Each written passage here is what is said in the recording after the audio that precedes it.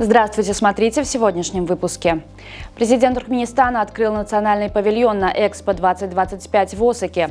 В Туркменистане приняты изменения в закон об автомобильном транспорте. Сайт второй встречи диалога стран Центральной Азии запущен в Туркменистане и другие новости. В ходе выступления на открытии Национального дня Туркменистана на Экспо-2025 в Осаке президент Сердар Бердымухамедов охарактеризовал Японию как многолетнего, надежного и стабильного партнера. Президент Туркменистана выразил признательность правительству Японии и представителям делового сообщества за поддержку совместных инициатив и заявил о намерении укреплять двустороннее сотрудничество. Президент Сердар Бердымухамедов официально открыл павильон Туркменистана на Всемирной выставке Экспо-2025 в Осаке. В рамках торжественной церемонии глава государства выступил с приветственной речью и перерезал символическую ленту, ознаменовав открытие трехэтажной экспозиции.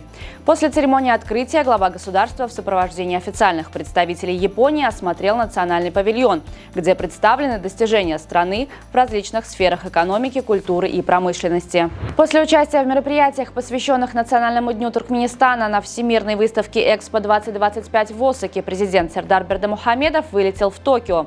Президентский авиалайнер приземлился в международном аэропорту Ханеда, украшенном государственными флагами Туркменистана и Японии. В токийском аэропорту главу туркменского государства встретили официальные лица. Визит президента Сердара Бердымухамедова в Японию продолжается. В Международном университете гуманитарных наук и развития в Ашхабаде начала свою работу 5-я открытая международная математическая олимпиада ОМОС-2025 среди студентов высших учебных заведений Туркменистана и зарубежных стран. Всего в олимпиаде принимают участие более 400 туркменских студентов из 26 вузов страны, а также 137 школьников из зарубежных стран – Индии, Ирана, Индонезии, ОАЭ, Польши, России, Румынии, Узбекистана. Новый информационно-регистрационный ресурс, посвященный проведению второй встречи диалога стран Центральной Азии, запущен в Туркменистане. Онлайн-платформа включает в себя не только исходную информацию о мероприятии, но и широкий спектр различных материалов, в фокусе внимания которых важность сближения молодежи стран региона во имя обеспечения устойчивого развития и достижения ключевых аспектов глобальной повестки дня.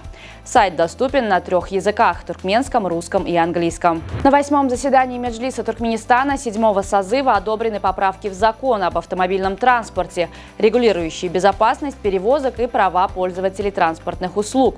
Согласно принятым изменениям, государственное регулирование в сфере автомобильного транспорта будет осуществляться Кабинетом министров Туркменистана и агентством Туркмен-Авто-Олаглары при агентстве транспорта и коммуникаций. Международный форум по привлечению иностранных инвестиций в экономику Туркменистана ТЭИФ-2025 станет одним из ключевых событий в сфере энергетики и устойчивого развития, утверждают организаторы форума.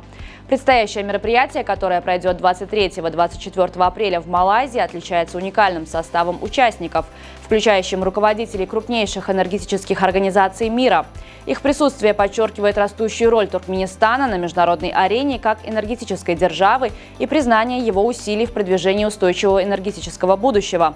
На форуме подтверждено участие более 300 делегатов из более чем 30 стран мира, включая представителей финансовых структур и ведущих компаний в сфере энергетики, инфраструктуры и зеленых технологий.